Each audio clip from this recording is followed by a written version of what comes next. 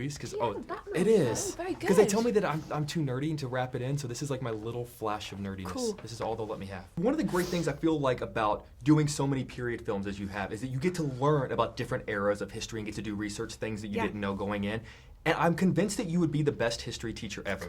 And if I were in high school and you walked in and you were like my history teacher, I'd be like, oh my God, she knows about so much. I don't remember any of it. I refuse to believe that. No, it's true. It's really bad. If I did remember all of the stuff that I'd done, then I'd be quite intelligent, and I don't. Well, hypothetically, if you sort of, from what you remember about the different eras that you've been in, if you had a class full of students and could teach them about one era that you have filmed in, which one would you be most excited to teach the kids about? I mean, I think, the era that I've done the most of is the Second World War. Mm-hmm. So, again, I don't really remember very much, but probably if I was going to try and do one, it would probably be that. I feel like it would be a lot of video days. Like, guys, we're going to watch a video today, but it would just be your lot. movies. And there's some, exactly, perfect. All right, today is Atonement Day. Yeah, exactly. Today is the Aftermath Day. Yeah, perfect. This is the before bit, this is the after bit. Done. Look, done. There we go. Here's the test. Yeah. And all the questions are, how good was I in the film? Exactly. Perfect. Done. Fantastic. Done. I love that. Obviously, you became a mother not too long before this film, and I'm sort of curious as to how that affected you going into this film. Was there anything different, a different perspective on life, a different ability to be able to grasp characters that you didn't have before? I mean, I think, you live and you experience life, and everyone goes through big changes in their life, and so they see the world in a different way. I mean, motherhood is a very, very large change. And so, yes, it definitely makes me see things differently. I mean, in this one, we're dealing with a woman who's lost her child, which is literally something that is absolutely unthinkable and the worst thing that any parent can imagine. That doesn't mean that I don't think that somebody who doesn't have a child could play this part, because I think that they could play this part, because I think if you've loved, then you understand the fear of loss. And so I think it was just kind of delving into that fear of loss that obviously everybody during this era lived with in a very, pungent sort of every day. They were fearing losing husbands, fathers, sons, children, whatever that would be. And what is that like? What is that kind of? I mean, maybe it changes after you literally have given birth to somebody. Yes, I think you really understand it in a kind of your arm kind of coming off type way. But it's very strange. You have a baby as an actress, and everybody wants to send you roles about losing babies. It seems to be the only. Yeah, it seems to be the only thing. I mean, I got sent about 4 different scripts just after I'd had a child. About here you go, and you go. Oh, I don't want to think. Don't want to be the opposite. This is literally the opposite. But I think because this story is sort of something about redemption, it's a very grown-up story. This film, I think, and it's a very grown-up love story, and it's about how do you overcome? How do you move on? How do you rebuild after the unthinkable has happened? And I thought that was kind of an extraordinary way of looking at it. Not that it's comparable at all, but I adopted a dog, and now I can no longer watch dog movies. Any dog movie? Can't do it. No dog movie? Even if it's a nice dog movie? I'm so afraid that they're going to die at the end. Oh. So I don't even want to risk watching it. They don't die in dog movies, Sometimes do they do. Do they? They do. I didn't think that was the point of a dog movie. And that's always my greatest fear. Oh, is that dear. they're going to die. Okay. So I feel like this movie is an example of what can happen when people don't understand what other people are going through. And obviously, as an actress, it's your job to kind of understand the plights and the motivations of people. But you've done such amazing, complicated characters. Which one was the hardest for you to understand, the hardest for you to sort of wrap your brain around? Oh, I mean, I think they're all kind of... I think that's why I really enjoy my job, is to try and actually choose characters where I do find it difficult to wrap my brain around this. I think this one in particular, it's a very tricky... this is set in the aftermath of the Second World War, during the English occupation of Hamburg, a city in Germany, and which I didn't even know that the English had occupied after the Second World War.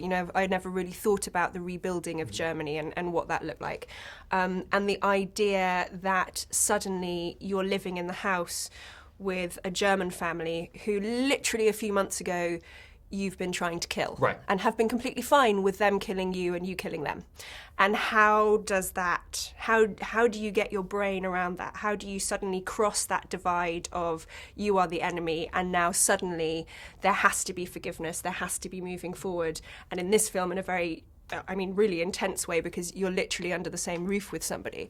I thought that was a really interesting thing, but it's a very difficult thing to try and get your head around. I would imagine. Good to see you again, sir. Pleasure, good seeing you. You know, one of the things I loved watching about your character is this man who's been through so much grief. He's almost at a point in his life where he kind of has to just reset and begin again. You've played some really heavy characters in your life throughout your career. What was one that most, when you were done, you kind of had to just pause and go, I got to reset for a second?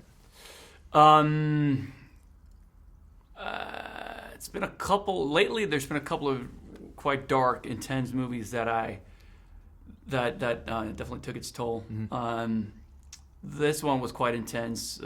Big Little Lies was, because of the nature of the subject matter and the intensity of that shoot, was pretty exhausting. Yeah. Hold the Dark was one I did. That was also quite emotionally intense, about a man who loses his son. That was a great movie, by the way. I'm glad you liked it. Thanks. But again, it was also an incredible shoot, incredible experience, but I was completely emotionally drained after that. What is that process like whenever you walk away and you go, I just gotta... Well, hopefully it's been worth it. You know, it's rewarding and it's exciting. Like, you've had an amazing time. And fortunately, on all these projects, I've loved the people I've collaborated with and really cared deeply about the subject matter and what we're doing. So then it's a good feeling. It's, you know, it's a mixed bag of emotions, because you're drained physically and emotionally, but it feels like it's worth it. Yeah. But then you see the Emmy on your shelf and the Golden Globe on your shelf, and you go, okay, maybe that was worth diving into. Well, you don't.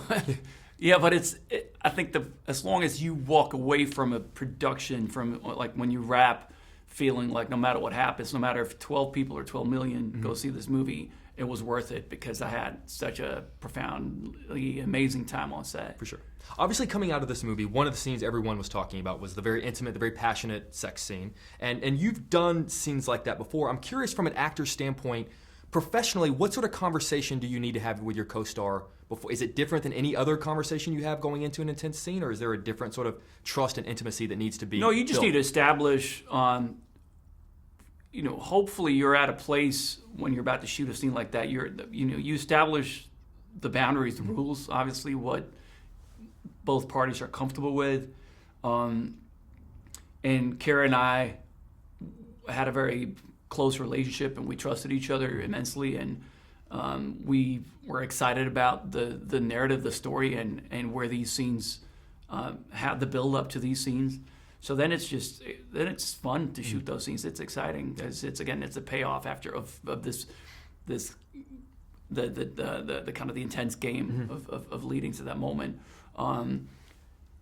It is very technical, obviously, on the day when you shoot those scenes.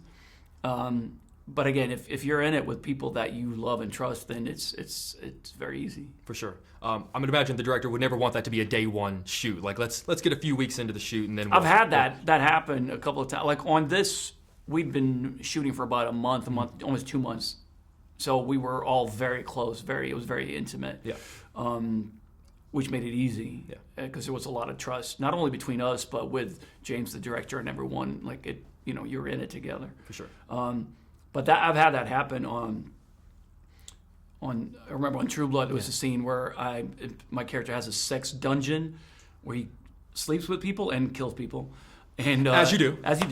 And there's a scene where he's having, like, Silky comes downstairs and he finds him having sex with a woman. And we met that morning on set, and she was going to be chained, hanging from the rafters, and a pretty graphic scene. And I met that girl on set that morning, so we basically shook hands. Like, all right, ready to shoot in 5? So then you have about 5 minutes to establish, like, real fast contact and trust, and that's tricky. Yeah.